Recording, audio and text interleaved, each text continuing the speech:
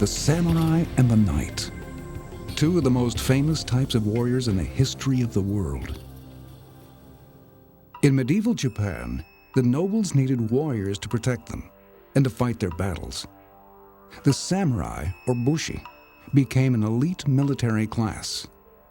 They swore to follow a code of ethics called the Way of the Warrior, Bushido.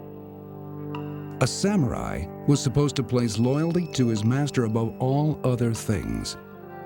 Self-discipline and honorable behavior were expected to be his hallmarks. He was also expected to be a highly trained professional, capable of defending his master to the death. Like the samurai, in Europe, knights were a warrior class in the service of their lords. Also like the samurai, knights were landowning nobles who were expected to live according to a code of honorable conduct, the code of chivalry. Both knights and samurai were products of a feudal system. A feudal system is based on the bond of loyalty between a lord and his vassals.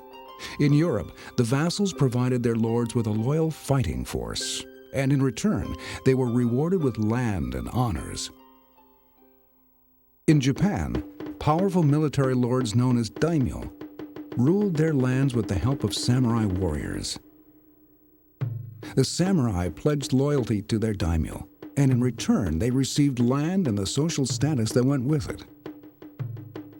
Knights ruled the battlefield in medieval Europe, just as samurai ruled the battlefield in medieval Japan. A huge war horse, specially trained for battle, was one of the most important possessions for samurai and knights, and an essential part of their war equipment. For protection, knights wore helmets and body armor called chainmail. This flexible armor was made of strong interlocking iron rings.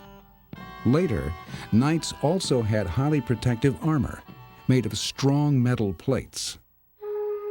Samurai armor was strong and flexible, giving these warriors a great range of movement in battle. Their armor was made from tiny scales of iron or leather held together by cords. This material was tougher and lighter than the knight's chain mail. Samurai swords were so highly prized that they gave them names. The most famous samurai swords were the long-bladed katana, one of the strongest and sharpest swords ever made. The knight's typical weapon was a sword held in one hand, leaving the other hand free to hold a shield. The razor-sharp sword blades were light but strong, designed for piercing through armor and bone. To train to be a knight, you would enter service in a noble household when you were around 7 years old. At 14, your military training began. You would learn how to use the lance, the sword, and fight in armor. When you reached 21, after 7 brutal years of training, you were ready to become a knight.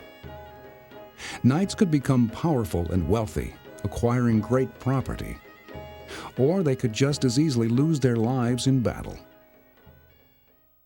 Samurai training also began in childhood with lessons at home and at schools for samurai. At these schools, you would undergo difficult physical training. You would also study Zen Buddhism and Kendo, the way of the sword, and learn about the proper moral behavior for a warrior. Just as today, a country's power is partly measured by the size of its armed forces, so too in the medieval world, the power of rulers was measured by the number of knights or samurai at their command.